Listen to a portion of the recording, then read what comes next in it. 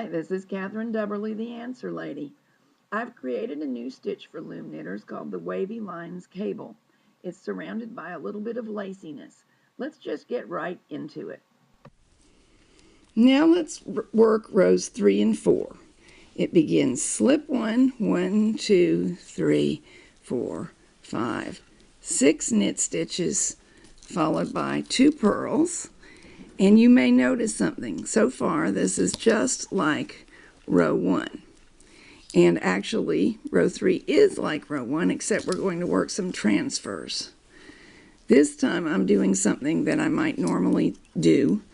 I am wrapping all the knits, purling the purls as I get to them, and then wrapping the remainder of the knits.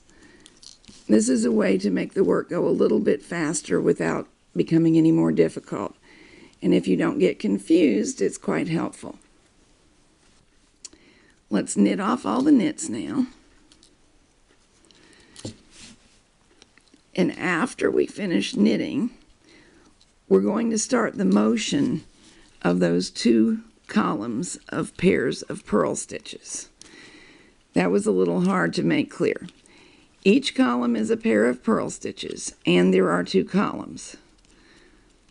And they move away from each other and towards each other. Now here they are. From the side we're looking at, they're actually knit stitches because knits are the reverse of purls. We're going to lift. It's stitch numbers 11 and 12. 10 is the center stitch, so 11 and 12 are moving out to pegs 12 and 13. That leaves 2 stitches on peg 13. We're going to do the same thing with 8 and 9. We're moving them to 7 and 8, which leaves 2 stitches on 7. And empty pegs here and here, one either side of center in this case, which is 9 and 11. Now row 4, we're going to purl the first 3. Well, we're slipping the very first stitch as usual. Slip 1, purl 3,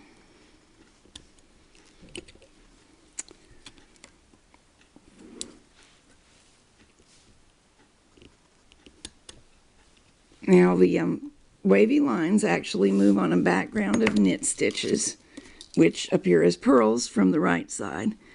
So until we get up to the transferred stitches, we're working knit stitches, 1, 2 of those in this case. Here we are to the peg that has 2 stitches on it, and it's a purl peg. So I'm going to just treat those 2 stitches as one. Purl them off both together. Purl the next one. That's one of my lines. The next stitch is a wrap. No knitting because it's not possible. The next one is a knit. The middle stitch always knits. Wrap. Purl, purl.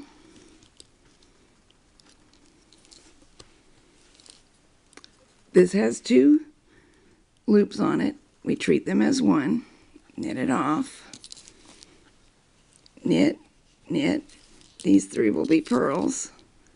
So let's knit these off so as not to get confused and begin purling.